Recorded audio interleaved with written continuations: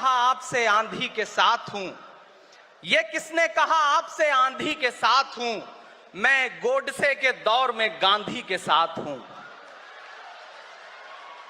इस राष्ट्रीय अधिवेशन में पूरे भारत के एक एक छोर से, एक एक राज्य से आए हुए कांग्रेस पार्टी के जो तमाम सदस्य यहां पर उपस्थित हैं, मैं आपकी ऊर्जा को सलाम करता हूं और मैं आज जो प्रस्ताव पेश हुआ है उस पर बात करने के लिए आपके बीच में खड़ा हूं।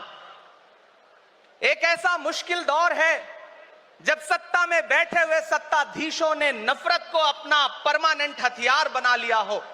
ऐसे समय में कांग्रेस पार्टी देश के हर कोने में जा करके मोहब्बत की बात कर रही है, प्यार की बात कर रही है और इस जो कार्यक्रम का नाम है वो न्याय पथ है।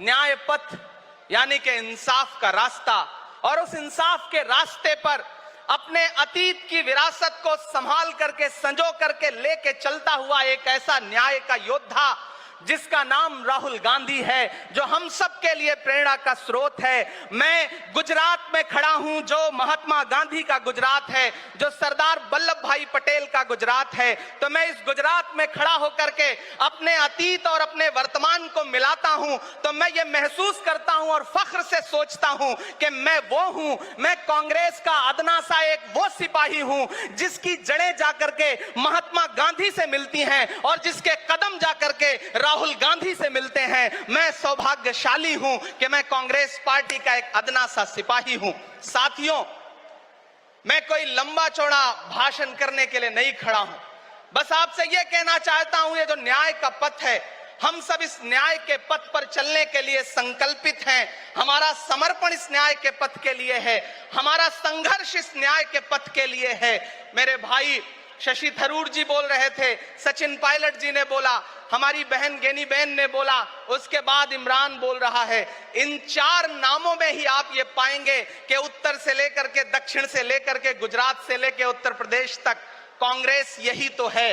कांग्रेस यही तो है, देश को समेटने और एकजुट करने का नाम कांग्रेस है।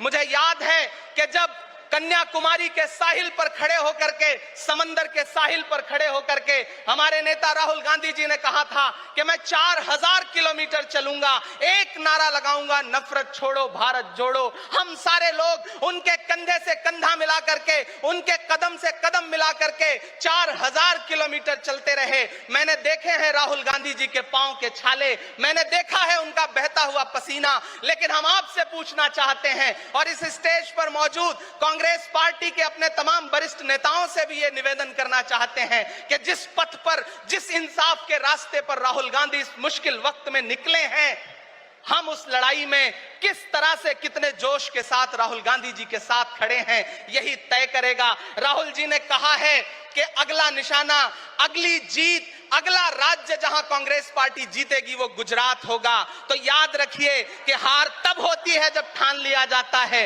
हार तब होती है जब मान लिया जाता है, जीत तब होती है जब ठान लिया जाता है। अगर हमने ठान लिया कि जहां से आज सत्ता के शीर्ष पर बैठे हुए लोग नफरत परोसने का काम कर रहे हैं, असमानता का काम कर रहे हैं, संस्थाओं को कुचलने का काम कर रहे हैं, उनके खिलाफ अगर हमने उन्हीं जड़ों में जाकर के मेहनत की, हिम्मत दिखाई, तो मुझे पूरा यकीन है कि जिस तरह अंग्रेजों के खिलाफ लड़ते हुए कांग्रेस पार्टी ने इस देश को स्वतंत्रता संग्राम के जरिए आजादी दिलाई थी, तो ये लड़ाई भी उस स्वतंत्रता संग्राम से कम नहीं है। उस लड़ाई का नेतृत्व महात्मा गांधी जी कर रहे थे, तो इस लड़ाई का नेतृत्व राहुल गांधी जी कर रहे हैं और हम सारे लोग राहुल गांधी जी के साथ खड़े हैं। हो सकता है कुछ लोग इस सफर में, इस मुश्किल सफर में छोड़ के चले गए हों, उन्हें नजरअंदाज करिए और एक नई पीढ़ी, एक नई ऊर्जा के साथ राहुल जी के साथ खड़ी हो। मैं तो कहना चाहता हूं कि कांटे गुल के साथ नहीं चल सकते हैं, बुज़दिल खुल के साथ नहीं चल सकते हैं।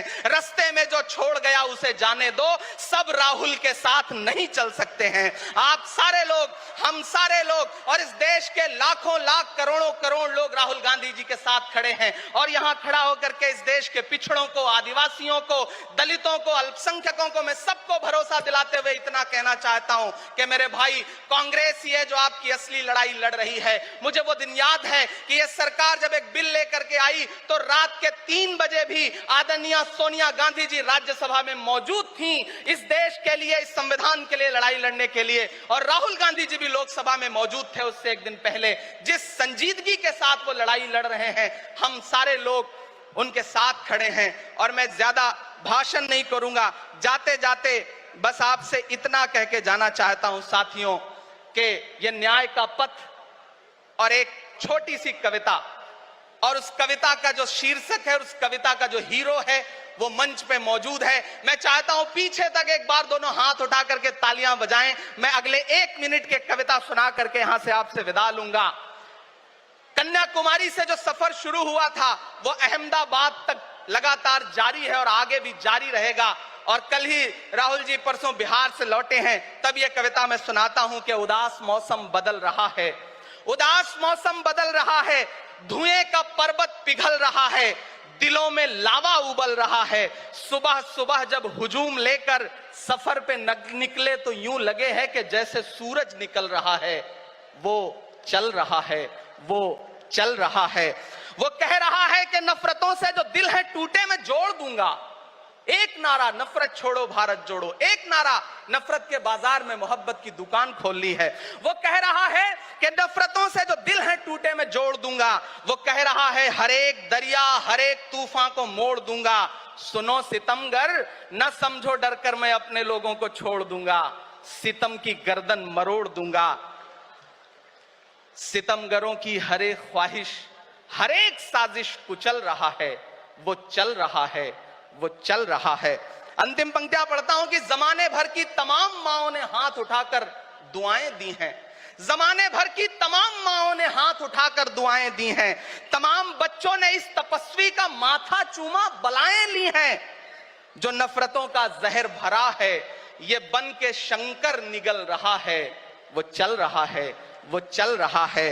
मोहब्बतों की किताब लेकर, लबों पे अपने गुलाब लेकर, मोहब्बतों की किताब लेकर, लबों पे अपने गुलाब लेकर, सुनहरे रंगों का ख्वाब लेकर वो आया है इंकलाब लेकर। बलाएं रास्ता बदल रही हैं, फजाएं खुशबू में ढल रही हैं। ये नफरतों का निजाम बदले, हिकारतों का कलाम बदले। अगर ये रहबर नहीं बदलते तो अपना लहजा अवाम बदले। अंधेरे बेचैन दिख रहे हैं, कोई जो है इस अंधेरी शब में मशाल की तरह जल रहा है।